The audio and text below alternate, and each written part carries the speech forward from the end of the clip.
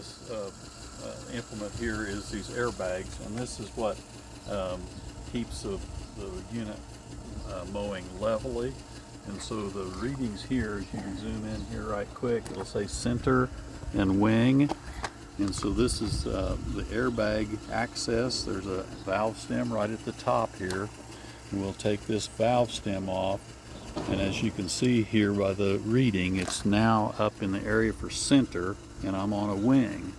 So I will bleed a little bit of air off here to bring that down. If you notice the line here, this is air letting out very slowly.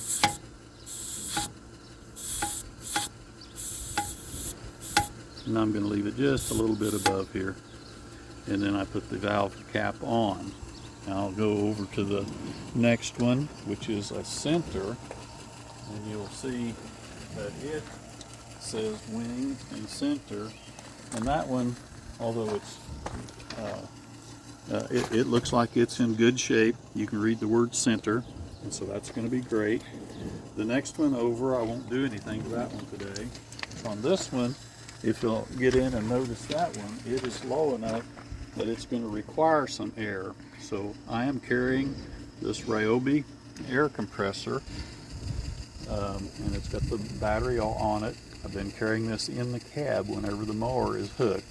This is actually mine, Lee's, and so when it's not in the tractor, I'd like it to be returned to my garage.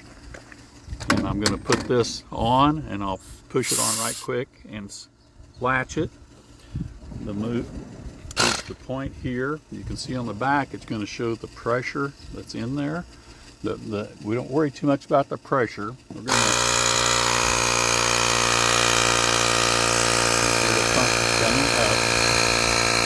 most important though, we're going to look down here on the bag, and we're going to see when that gets up to where I can see.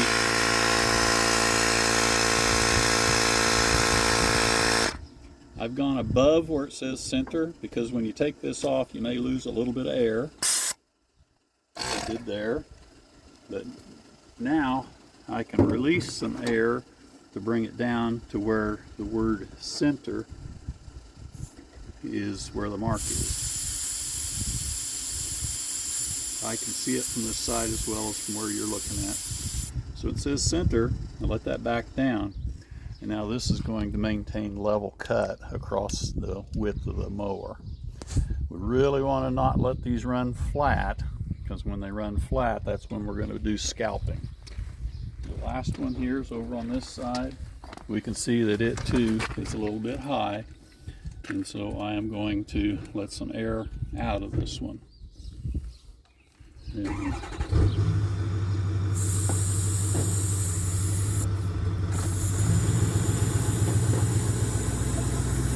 just a little bit above, and that's where I'm going to run today. Okay, that's it for how to adjust the level.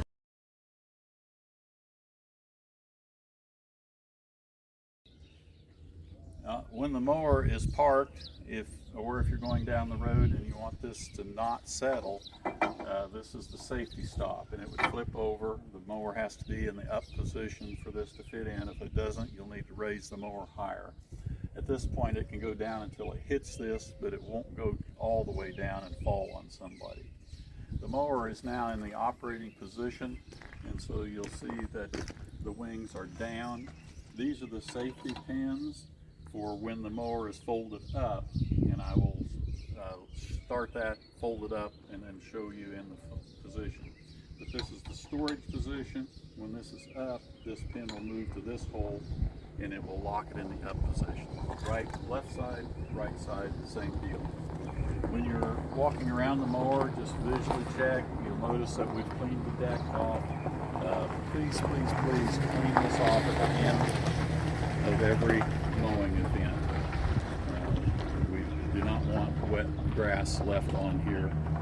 When you clean it off, it's important that you choose an area of the yard that is in grass and where we're okay, because you may be hauling weed seed. If possible, you may want to clean this before you return to the yard. But again, don't clean it off here on the gravel where I'm parked now. I find a place that's away from the closely mowed areas and in the rough part of the farmyard to clean this off. The other thing that we want to just eyeball is if there's any oil leaks anywhere. We check the oil level in the gearboxes seasonally. If the mower is set for more than a month, they probably should be checked again. So you pull this out with a wrench. There's a dipstick on that, and you'll see where the oil level is supposed to be in the knurled portion of that. The power takeoff, when we have put this on, is pretty heavy, so be careful with putting that on and off. You note that we do have a safety chain. Check that it is in place and there.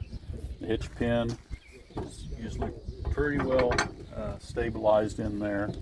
Don't have problems with it coming out. The hydraulic lines are hooked up here, and they have been labeled 1, 2, 3, but the bottom row is for the hoses. So there's only single acting cylinders on this, which means number 1 will be the raise and lower, the next one will be the left wing, and this one will be the right wing.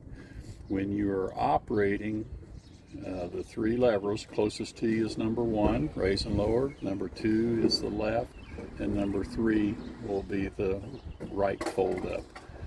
In the operating position in the cab, I'll show you later that we will want to be in the float position with both wings while we're operating. This allows the wings to move with the changes of contour, particularly if you're cutting in ditches.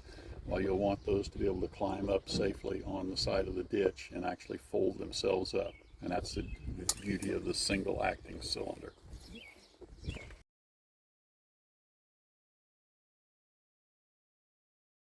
Okay, I'm sitting in the operator's seat, and I'm going to lower the steering wheel down to where it's comfortable for me, and whatever's comfortable here. The starter switch is over here on the right hand side.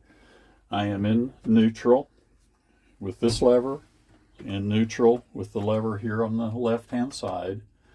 The basic parameters of this transmission are that we have neutral here, and you can either use the clutch or leave it in neutral, and then you can move this lever into positions. So we have on here A, B, C, D, E, and F. So we have 6 ranges. When I would be, if I'm in B here and I'm ready to go forward, I will push this lever forward and that will go forward. I do not have to have my foot on the clutch at all. I can go from here to back with the engine running, and it'll move. Anytime this is in neutral, I can shift this gear, or I can use the clutch to shift. Another alternative is that even if I am going, let's say I'm starting out in B and I begin going forward with my shuttle shifter and I want to go faster, we have 4 gears within each of these range. So these 2 buttons is to lower it and to raise the speed. So from here I'd be at the number 1 gear. I can bump it up once, twice, go to 2, 3, and 4. And also use these 2 rabbit and tortoise for going to a lower gear and to a higher gear. If I've got to the top of the speed in this gear and in the B range, I can clutch it and shift to a higher range and let out on the clutch. And then I may want to then readjust. That will take me from, like I'm at 4, I'd be from 4B to 4C. I can also use this upper button in lieu of the clutch. And so if I've pushed this button in, then I can shift and release. So again, don't have to use the clutch to do that.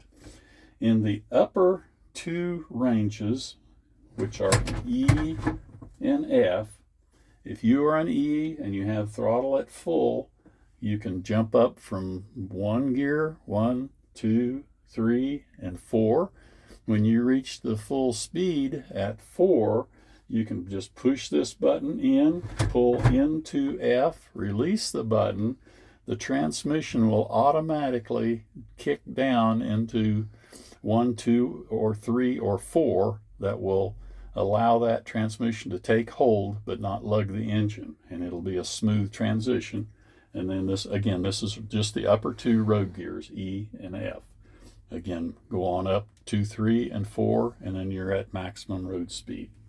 So that's a short version of the transmission on this. Again, the shuttle shift is over here on the left side. So forward, neutral, and reverse. You will have to be in neutral with this to start it.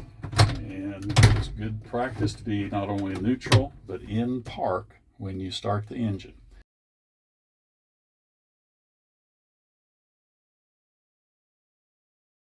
Again, I'm here in the operator's seat. I'm ready to start the engine. The key is over on the right-hand side. I note that I'm in neutral here. I'm in the park here. And we'll start the engine. We'll look around, verify no one is close by. There is a horn to honk on the end of the turn signal switch. It's not very loud, so look around, watch and listen. No one says anything. Turn the key, the first indentation, and then on to the start. Should start rather quickly, and the lights have lit up here to show that the lights are working. I'm going to turn the fan down here, up on the controls here, primarily so to keep the noise down. You can adjust the fan here, the temperature control here. This dial turns around to direct the air of different vents. Typically run it in this position during the summer. In the winter time, or if you particularly have humidity problems, you can push this button and it will turn the air conditioner on to help alleviate fogging of the windows. Typically I like to turn the air conditioner on though from the center button on the temperature control. When the little blue light is on, the air conditioner is running. Then you twist this dial to the desired temperature that's your comfort level. When you stop for the evening, I prefer that you turn this over to the coldest setting, push this button and turn the air conditioner off. That allows the fan to run a little bit and get any humidity out of the system, and that way when we restart the engine, the compressor won't be engaged immediately. Again, we'll talk a little bit about controls here. Again, we're at the neutral, the gear shift here.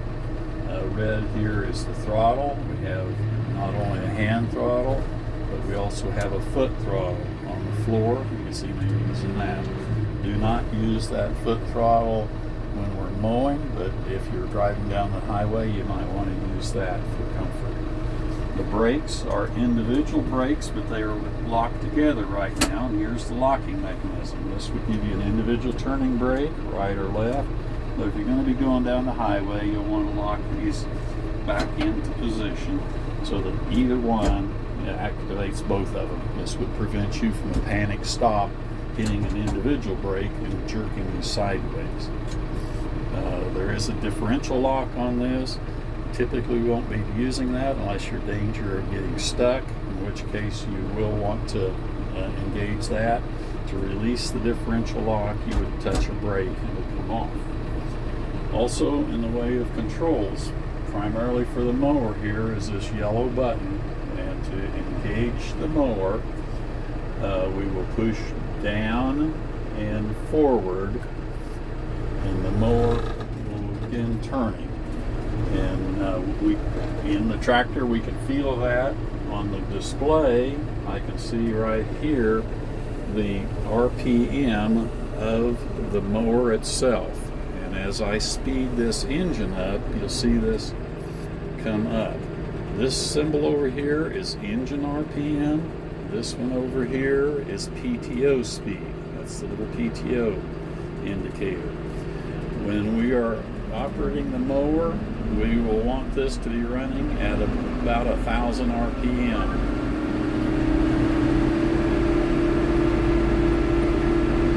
So that's the right. Fully The throttle to full is going to overspeed that, so pull it back just a little bit. We're going to want to run it around 1,000 RPM, and this will be an optimum RPM for mowing. We talked about the controls. The first lever is going to raise the mower all the way up, or lower it down to the stop or to a cutting position. The other controls then are to pull this lever back and it will raise the wing. I don't want to actually do that very much at all with the PTO running. We should disengage, pull the throttle back to idle, disengage the PTO, and then physically observe the turning of the PTO shaft. And when that stops turning, now we can use the 2 and 3 levers to raise the wings. So I'll just pull them back either singly or together. They come all the way up. When they're all the way up, this would be for road transport. And then I will hop out, we'll go around and show you where to put in the safety stops.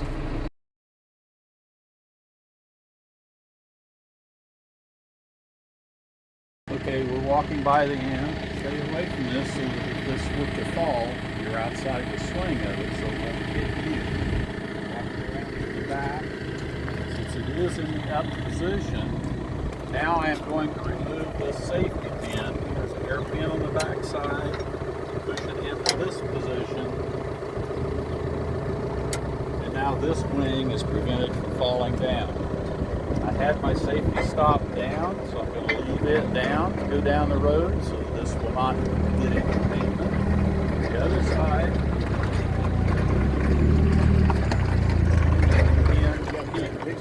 So we'll put the safety stop in. Now we're ready for road travel. Thank you.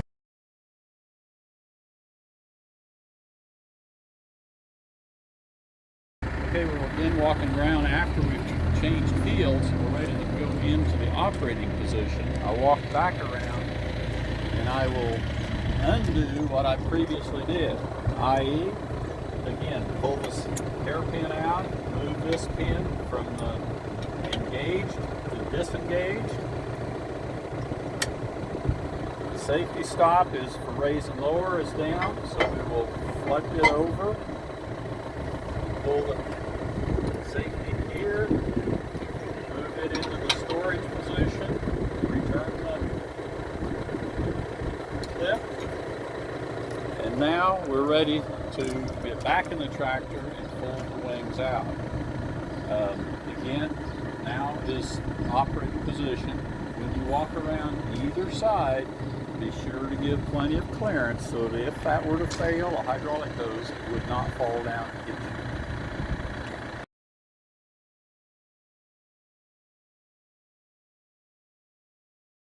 Again, we have just taken the safety stops out and we are ready to begin mowing. However, first we must lower the wings. Again, 2 and 3 are the wings, and we begin lowering those. You can see they're going down slowly. Try not to just crash them down. I'll take the other one down.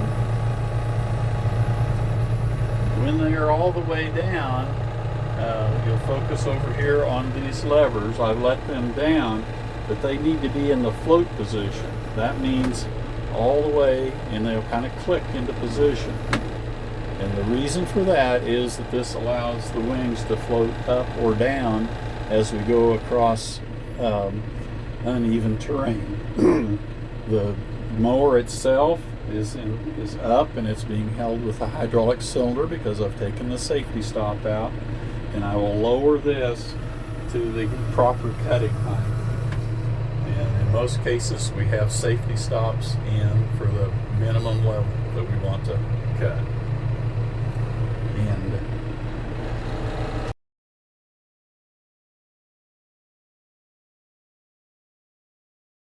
again, we're at the back of the mower. These are the depth stop adjustments. So they come off and would be stored on this position. The more of them we have stacked on here, the higher the cut will be. So if we want not to cut quite as low, we may pull one of these off. And let's say I want to go up an increment, I can take a thin one off and put a fatter one on, and that will allow for a higher cut now. And again, return the ones that you're not using to here.